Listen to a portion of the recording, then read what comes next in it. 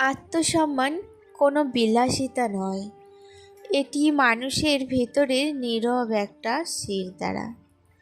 যে মানুষ নিজের কাছে ছোট হয়ে বাঁচে, সে আসলে প্রতিদিন একটু একটু করে মরে। সবাইকে খুশি রাখতে গিয়ে নিজেকে হারিয়ে ফেলা কোনো মহত্ব নয়। কিছু দরজা নিজেই বন্ধ করে দিতে হয়, কারণ সব জায়গায় দাঁড়িয়ে থাকাটাও প্রাপ্য নয়। যেখানে তোমার উপস্থিতি অবমূল্যায়িত, সেখান থেকে চলে আসাটাই শ্রেয়। তোমার সবচেয়ে বড় সাহসিকতার পরিচয় এটা। এখন বন্ধুরা, তোমরাই বলো, কথাগুলো কি আমি ঠিক বললাম নাকি ভুল? আমি যদি কথাগুলো ঠিক বলে থাকি, তোমরা মতামত কমেন্টে জানিও। চলো, অনেক কথা অনেক গল্প হবে, তার আগে নিজের পরিচয়টা দিয়ে দেওয়া যাক। নমস্কার, কেমন আছো সবাই? আশা করি সবাই খুব ভালো আছো, আর আমিও বেশ ভালো আছি। আমি সুমি।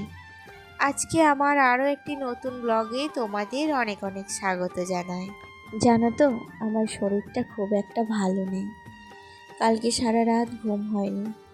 কি কষ্ট করে যে কালকে রাতটা পার করেছি শুধু নিজেই জানি। আমার সর্দি লাগে মাঝে মধ্যে, তখন এত কষ্ট হয় কি বলবো। না পারি কাউকে বলতে, আর না পারি একদিন কাজ থেকে রেস্ট নিতে।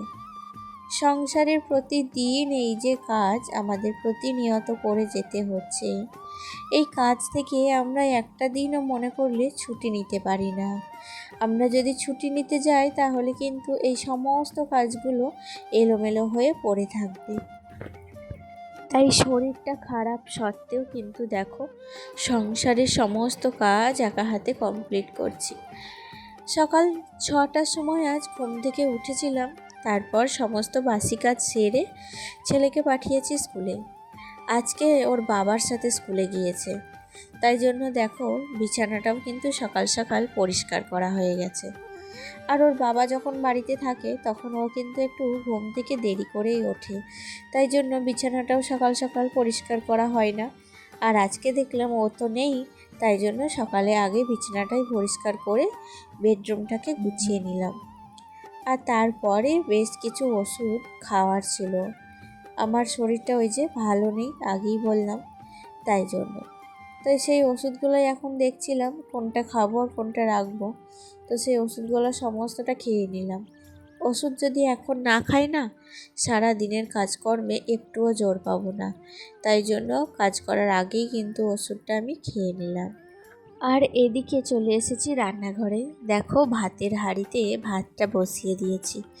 আসলে সকালবেলায় ভাতটা বসিয়ে দিলে এদিকে সংসারের কাজগুলো টুকিটাকি হয়ে থাকে, আর তার সঙ্গে সঙ্গে ভাতটাও কিন্তু হয়ে যায়।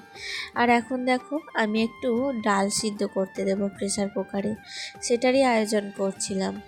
বারে বারে এখানে ধুচ্ছিলাম কেন বলো তো? প্রত্যেকটা জিনিস আমি কিন্তু পরিষ্কার পরিচ্ছন্নভাবে পছন্দ করি ব্যবহার করতে। সেটা রান্নার দিকেই হোক কিংবা শোয়ার ঘরে, সমস্তটা কিন্তু পরিষ্কার পরিচ্ছন্ন না থাকলে আমার মন ভরে না। যাই হোক, ওদিকে রান্না চাপিয়ে দিয়ে চলে এসেছিলাম ওপরে। আর বেশ কিছু বালিশের কভার লাগানো ছিল, সেগুলোই এখন লাগিয়ে নিচ্ছি। তো যেটা বলছিলাম তোমাদের, যে আত্মবিশ্বাস নিয়ে। আত্মবিশ্বাস কি বলো তো? মানুষের এমন এমন কিছু আচরণ, এমন কিছু কথা যে আত্মবিশ্বাসটাকে টলমলো করে দিতে পারে। কিন্তু সেই জায়গায় তুমি যদি সেটাকে হজম করে নিয়ে, আত্মবিশ্বাস নিয়ে তুমি যদি নিজের পায়ে দাঁড়াতে পারো, তবেই সেই মানুষটা কিন্তু কোনোদিন হলেও জবাব পাবে। তাই বলবো, আত্মসম্মান কখনো বিসর্জন দেবে না। সে যে যত বড়ই অন্যায় করুক না কেন, নিজের আত্মসম্মান বিসর্জন দিয়ে দিলে পরের পদানত হয়েই থাকতে হবে। আর আত্মসম্মান যদি নিজে ধরে রাখতে পারো, তাহলে কিন্তু অপর লোকের কাছেও সম্মান তুমি অবশ্যই পাবে। কালকে থেকেই এই সমস্ত বেড কভার, বালিশের কভার এগুলো কাচাকুচি হয়েছিল, কিন্তু সময়ের অভাবে ঘরটাকে আর গোছানো হয়নি। আর আজকে দেখো সকালবেলায় রান্না বসিয়ে দিয়ে এখন এসেছি আমি ওপরের ঘরগুলো একটুখানি গুছিয়ে নেব, যে এখন যদি না গোছাই তাহলে বিকেলের দিকে আর অতটা এনার্জি পায় না। আর ছেলের কাছে ফোন থাকে, ফোনটাও পায় না জানো তো। আমি এত বলার সত্ত্বেও ওকে কিছুতেই ফোনটা ছাড়াতে পারছি না, সব সময় হাতে ফোন নিয়ে বসে থাকছে, যতক্ষণ স্কুল গেছে ততক্ষণ। আর তাছাড়া তার বাইরে কিন্তু কোনো কাজ করতে চায় না, খেলাধুলা করতে চায় না, একমাত্র ওর বাবার সাথে একটু খেলাধুলা যাই হোক করে। এদিকে আলনাগুলোও না আমার যাচ্ছে তাই অবস্থা হয়ে গেছে এই কটা দিন বললে ভুল হবে, মাত্র 3 দিনে।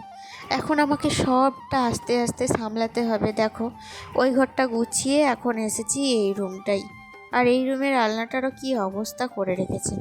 তাই সমস্ত একটা জিনিস ভাঁজ ভাঁজ করে আমি আলগিনের মধ্যে গুছিয়ে রাখছি, যাতে দেখতে ভালো লাগে।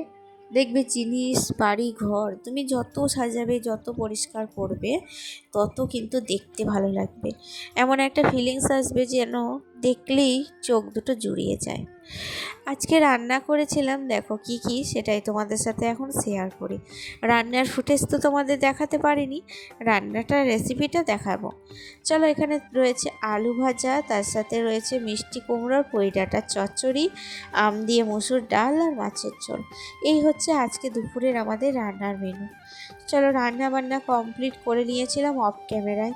কারণ কি বলতো, অনেকটা বেলা হয়ে গিয়েছিল এধারের ওধারের কাজ করতে করতে, তাই জন্য আমি আর রান্নার ফুটেজটা তোমাদের সাথে আজকে শেয়ার করতে পারলাম না। যাই হোক, রান্না বান্না কমপ্লিট করে এখন এসেছি দেখো কলতলায় কিছু বাসন ছিল, বাসনগুলোকে মাজবো।